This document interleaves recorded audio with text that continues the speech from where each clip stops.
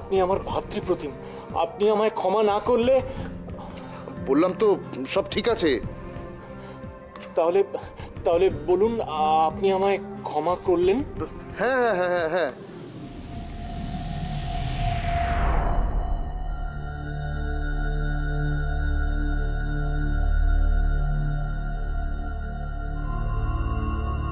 সত্যি প্রধানমন্ত্রী মশাইয়ের মতন এমন মহৎ ব্যক্তিত্ব আমি জীবনেও দেখিনি।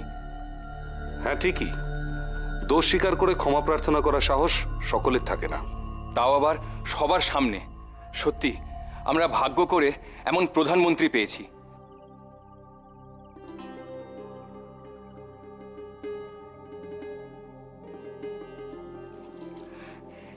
যাক, তাহলে আজ আমরা দুজনে অনেকটা হালকা বোধ করছি, তাই না জয়া?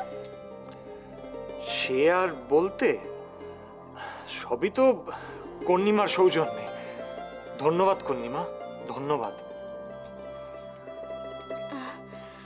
তাহলে আমি এখন আসি, আমাকে তো আবার আশ্রমে যেতে হবে। আসি কন্যিমা।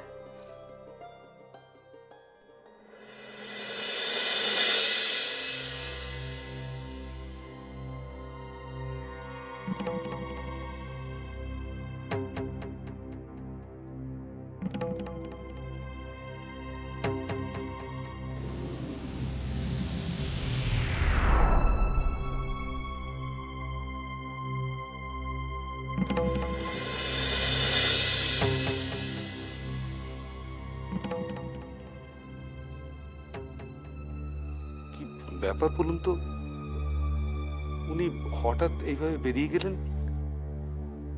না গিয়ে আর উপায় কি? হেরে গেলে মানুষ সাধারণত রেগে গিয়ে চলে যেতেই পছন্দ করে।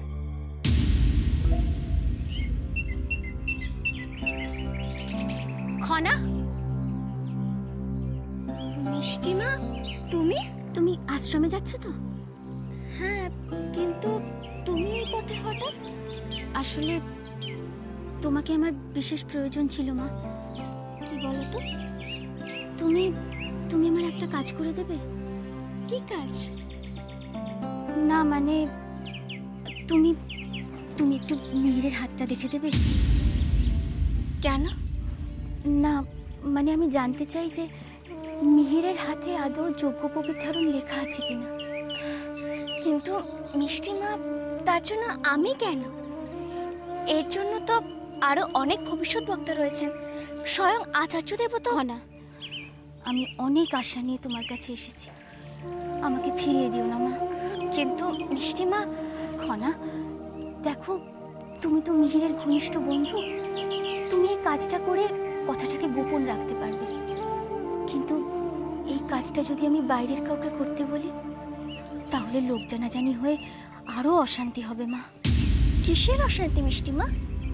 দেখো খনা, তুমি তো জানো মিহিরের যজ্ঞোপবীত ধারণ নিয়ে কি পরিমাণ অশান্তি হচ্ছে, আর এই বিষয়ে প্রায়শই আমার রাজপুরোহিত মশাইয়ের সাথে উত্তপ্ত বাক্য বিনিময় হয়।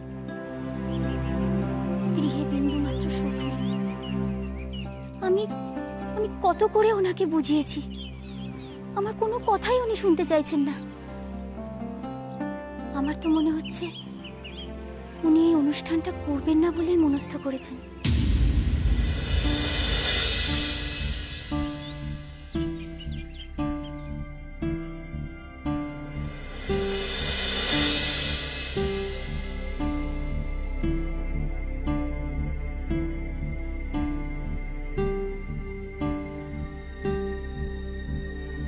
মিহির যে রাজপুরোহিত মশাইয়ের সন্তান নয়, এ ব্যাপারে আমি এখন নিশ্চিত। তার মানে আমি ঠিকই ধরেছি, রাজপুরোহিত মশাইও ব্যাপারটা জানেন, তাই তিনি এ ব্যাপারে বিশেষ আগ্রহ দেখাচ্ছেন না। কিন্তু কি ভাবছো খানা?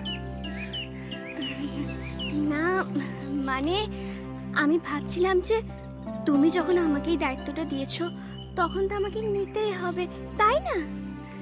আমি খুব খুশি হলাম না,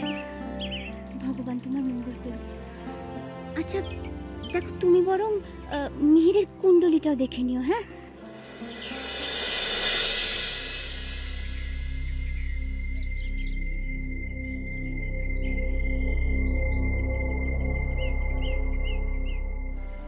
খনার উপস্থিত বুদ্ধি দেখে আমি তো অবাক হয়ে গেছি রাজিমা। পূর্ণিমা তো প্রায় সকলকে নিজের হাতের মুঠোয় নিয়ে নিয়েছিল।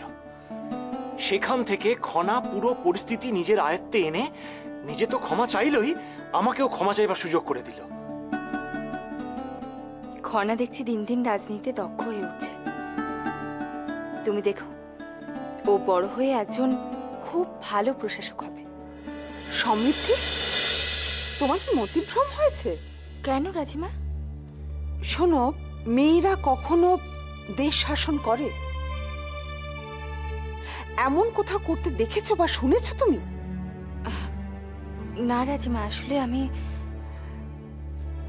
সমৃদ্ধি, সমৃদ্ধি, আমি চাই তুমি আর জয়দ্রথ খনাকে সঠিক পথের সন্ধান দাও। কিন্তু তোমরা যেভাবে অলিক স্বপ্নের জগতে মেতে রয়েছো তাতে তো সম্ভব নয়।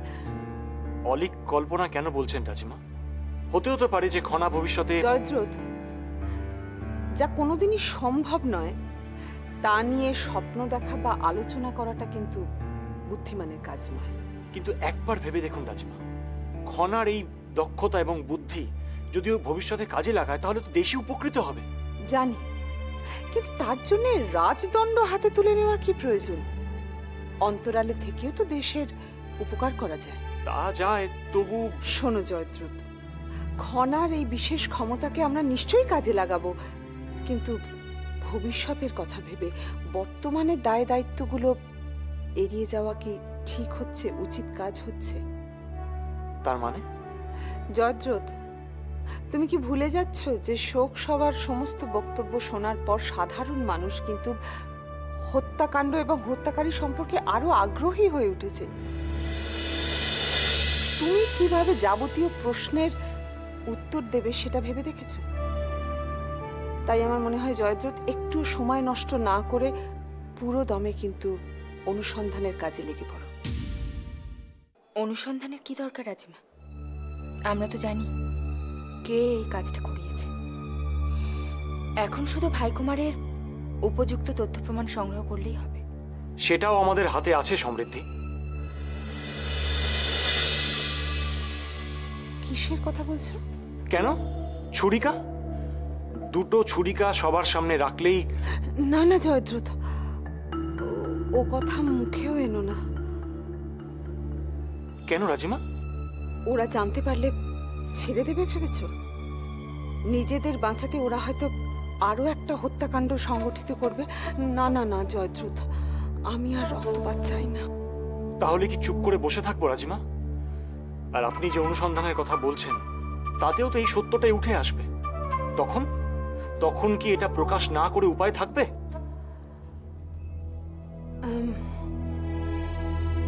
ঠিক আছে জয়দ্রথ, তোমার যেটা ঠিক মনে হয় সেটাই তুমি করো, কিন্তু আমি তোমাকে বলবো এমন কোনো পদক্ষেপ নিও না যাতে শত্রুতা আরো বেড়ে যায়। এরপরে যদি কিছু ঘটে তাহলে কিন্তু তার দায়ভার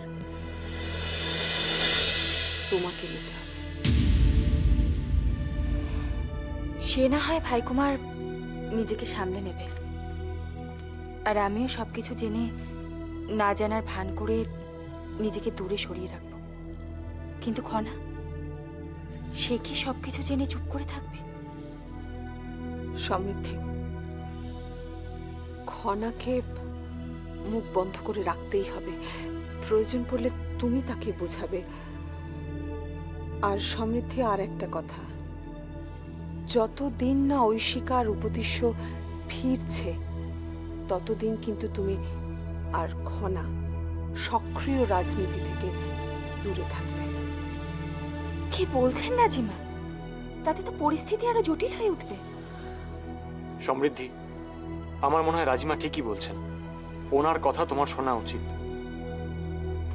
রাজিমা, আপনি নিশ্চিন্তে থাকুন। আপনি যখন একবার সতর্ক করে দিয়েছেন তখন আর কোনো অঘটন ঘটবে না। তবে একটা সমস্যা থেকেই যাচ্ছে। কি সমস্যা? প্রজাদের কি উত্তর দেব রাজমা? আর হত্যাকারী হিসেবে কাকিবা চিহ্নিত করব? আমার মনে হয় এমন কিছু একটা ভাবতে হবে যাতে সব কুল রক্ষা করে চলা যায়।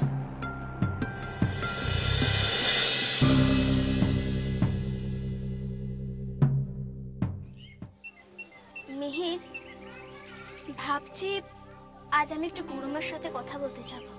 কেন হঠাৎ গুরুমার সাথে কি দরকার? না, আসলে দেবী মীনাক্ষী খুবই মনোকষ্টে আছে। স্বামী মারা গেলে যে কোনো নারীর মনে খুব কষ্ট হয় খনা। না না মিহির, সমস্যাটা আসলে সেটা নয়। সমস্যাটা হলো তিনি তীর্থে চলে যেতে চান। তীর্থে? কেন? শান্তি খুঁজে পাওয়ার জন্য। কিন্তু কিসের জন্য? তিনি বলছেন যে এখন যদি তিনি পরিবারের সাথে থাকেন তাহলে তিনি নাকি পরিবারের ওপর বোঝা হয়ে যাবেন। আমরা তাকে অনেক বোঝাবার চেষ্টা করেছি মিহির, কিন্তু তিনি বুঝতে কিছুতেই রাজি না। তিনি বলছেন যে এখন তিনি এমন কিছু করতে চান যাতে তিনি নিজেও শান্তি পাবেন এবং অন্যরা উপকৃত হবেন। তা বলে তুমি তার জন্য কি করতে চাও? জানি না মিহির, ঠিক বুঝতে পারছি না। সেজন্যই তো আমি গুরুমার সাথে কথা বলে। দেখো খনা, প্রাসাদে তো অনেকেই রয়েছে, কই তারা তো কেউ কিচ্ছু বলছে না। তাহলে তুমি কেন তার জন্য কিছু করতে চাইছো? মানে? দেখো খনা, আমি জানি গুরুমার সাথে কথা বলে নিশ্চয়ই একটা সমাধান সূত্র পাওয়া যাবে, কিন্তু তা নিয়ে আবার নতুন করে কোনো বিতর্ক হবে না তো? মিহির, তুমি এরকম ভাবছো কেন? ভাবতে বাধ্য হচ্ছে খনা, কারণ সিংহলে অশান্তি করার মানুষ তো কম নেই। আর আমি চাই না তুমি আবার নতুন করে কোনো অশান্তির মুখোমুখি হও। তাহলে মিহির, আমি কি অশান্তির ভয় পিছিয়ে আসবো? আমি কি দেবী মীনাক্ষীকে সাহায্য করব না? খনা, সবার আগে একবার নিজের কথা ভাবো, অধ্যয়নের প্রতি মনোযোগী হও। পরের জন্য ভাবা, পরের উপকার করা, এগুলো এখন মন থেকে মুছে ফেলো। আমি পারবো না মিহির। কেন? কেউ কি তোমায় নিজের দেশের আর দশের দায়িত্ব নিজের কাঁধে তুলে নিতে বলেছে নাকি? না বললেও মিহির, আমি স্বার্থপরের মতো জীবন কাটাতে পারবো না। কিন্তু খনা, এই পৃথিবীতে বেঁচে থাকতে হলে সেটাই করতে হয়। সবার আগে নিজের কথা ভাবতে হয়। ও তাই না? তাহলে মিহির, আমাকে একটা কথা বলো তো, যদি তোমার জীবনেও কখনো এরকম সময় আসে তখন তুমি কি করবে? আমায় বেছে নেবে নাকি নিজের স্বার্থটাকে? আচ্ছা খনা, এর মধ্যে আমি আসছি কোথা থেকে? তুমি আমাকে নিয়ে টানাটানি করছো কেন? আমি তোমাকে বলছি তুমি শুধু একবার নিজের খেয়াল রাখো, নিজের কথা ভাবো। আর তুমি আমার মিহির, আমি শুধু উত্তরটা চাই।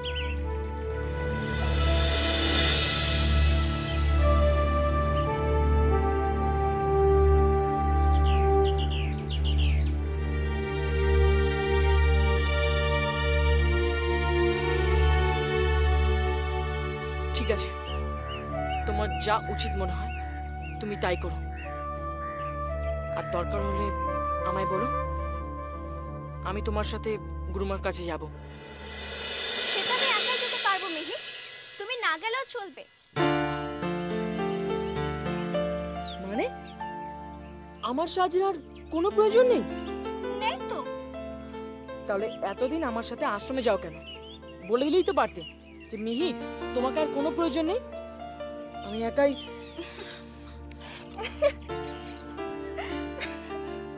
এতে হাসার কি হলো? আচ্ছা মিহির, তোমার থেকে থেকে কি হয় বলো তো? আর হঠাৎ হঠাৎ করে তুমি আমার সাথে ঝগড়া করো কেন? আচ্ছা, তুমি কি ঝগড়া করার তিথি নক্ষত্র দেখেই কি আমার কাছে আসো? তাই আবার হয় নাকি? আমার তো তাই মনে হয় মিহির।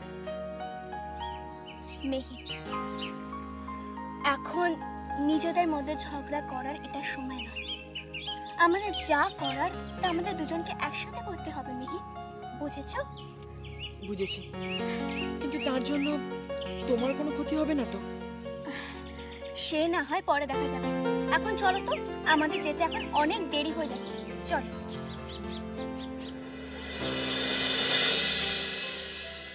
তুমি নিজে আমার কথা ভেবে আমায় অন্যের কথা ভাবতে বারণ করছো মিহির? না, আমি কোনো দিনও স্বার্থপরের মতো নিজের কথা ভেবে জীবনে চলতে পারবো না মিহির। শুধু দেবী মীনাক্ষী নয়, আমি তোমার সমস্যা নিয়েও চিন্তিত। আমাকে মিষ্টিমাকে দেওয়া কথা রাখতেই হবে। আমি তোমার কুণ্ডলী বিচার করবই মিহির, যত শীঘ্র সম্ভব।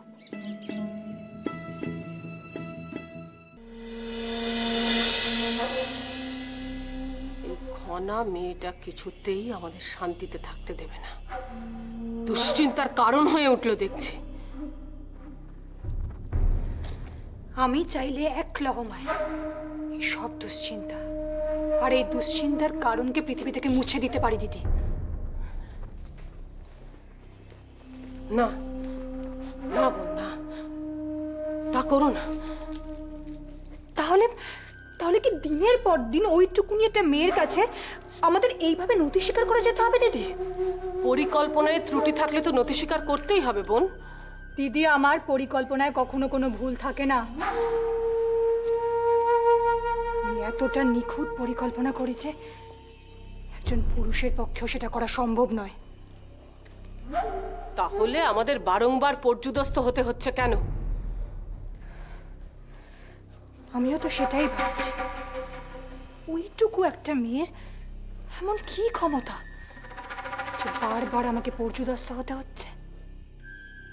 দিদি দিদি, শোক সভার পর পুরো পরিস্থিতি কিন্তু আমাদের অনুকূলে ছিল। খনা আর জয়দ্রথের ভুল ত্রুটিগুলো কিন্তু সবাই আমাদের অনেক অনেক সুবিধা করে দিতে পারত। সে আর বলতে, পরিস্থিতি তখন এমন হয়ে গিয়েছিল যে আমরা চাইলে প্রত্যেকে আমাদের সমর্থন করত, সবকিছু চলে আসতো আমাদের হাতের মুঠোয়। এখন আর সে আশা না রাখাই ভালো। খনা যেভাবে ক্ষমা চাইল আর জয়দ্রথ যেভাবে দুঃখ প্রকাশ করলো, তাতে সবাই একেবারে কোলে জল। দেশের রাজকুমারী আর প্রধানমন্ত্রীর প্রশংসায় পঞ্চমুখ। তাহলেই ভেবে দেখো বোন, কাদের সাথে আমরা প্রতিদ্বন্দ্বিতা করছি যারা আমাদের থেকেও ভয়ঙ্কর। তাহলে কি ভয় পেয়ে আমরা চুপ করে বসে থাকবো? না, কখনো না। তাহলে এখন আমাদের কি করা উচিত দিদি?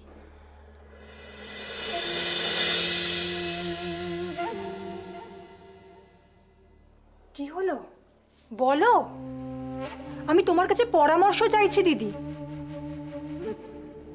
না বোন, না, আমি তোমাকে কোনো পরামর্শ দেব না।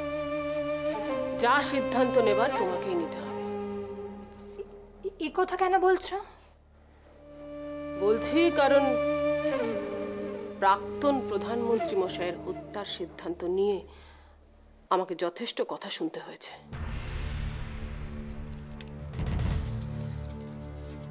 অভিমান হয়েছে বুঝি? না বোন, অভিমান নয়। আমি আসলে কোনো ঝুঁকি নিতে চাই না।